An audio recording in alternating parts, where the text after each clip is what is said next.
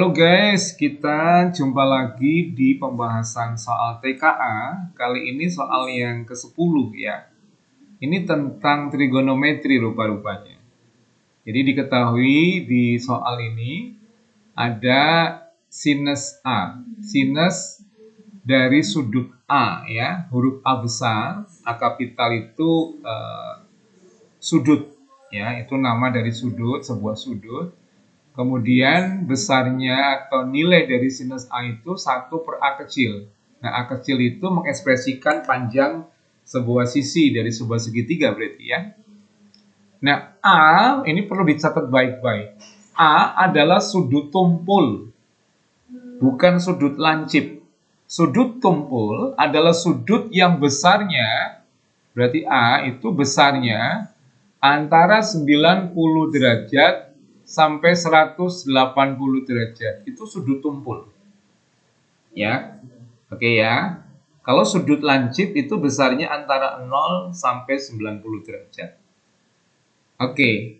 Nah, apa pengaruhnya? Nanti kita lihat ya. Oke, kita bahas. Yuk, saya buka slide baru untuk saya bisa mencoret-coret, punya space yang lebih luas.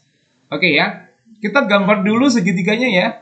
Ya, kita gambar segitiga sebagai ilustrasi saja sembarang. Oke, saya buat segitiga sembarang begitu. Ya, ya, oke ya. Ini, oke, ini misalkan sudut A, begitu ya. Nah, ilustrasinya memang supaya memudahkan, sudut A-nya jadinya lancip ya. No problem, karena untuk menentukan besarnya angka, nominalnya sebetulnya mau lancip mau tumpul tidak masalah. Ya. Nah, problem dari tantangan dari lancip atau tumpul itu pada tanda minus atau plusnya saja. Tapi kalau nilainya no problem, angkanya tidak masalah. Jadi saya buat ilustrasinya pakai segitiga biasa, segitiga siku-siku sehingga hanya terlihat dia lancip. Seolah-olah dia lancip ya. Oke, sinus A itu 1/A. Sinus itu kan sisi yang di depan dibagi sisi miring. Berarti di depan sudut A itu 1, sisi miringnya adalah A. Kan begitu? Ya. Lalu sisi yang di bawah ini, yang nempel di sudut A ini, ya, itu berapa? Kita hitung dengan Pitagoras dong. Maka besarnya adalah akar dari A kuadrat dikurangi 1 kuadrat. 1 kuadrat itu 1 ya. Jelas ya? Nah, kalau begitu nilai cos A-nya sudah bisa kita tentukan loh. Kalau berdasar segitiga ini saja yang adalah segitiga siku-siku di mana kedua sudut selain siku-sikunya lancip. Gitu kan? Lancip itu ya. Nah, maka nilai cos A-nya berarti cosinus itu sisi yang terletak dibagi sisi miring. Yang terletak itu yang ini. Yang akar dari A kuadrat minus 1 dibagi A. Berarti hasilnya adalah akar A kuadrat minus 1/A. Ya, ini angkanya. Nah, tadi dikatakan sudut A itu tumpul. Nah, kalau sudut tumpul, nilai kosinusnya itu negatif. Ya, itu konsepnya ada di kuadran. Oke. Kuadran 1 itu sudut lancip semua. Ini kuadran 1, kuadran 2 itu sudut tumpul. Ini kuadran 3 ya.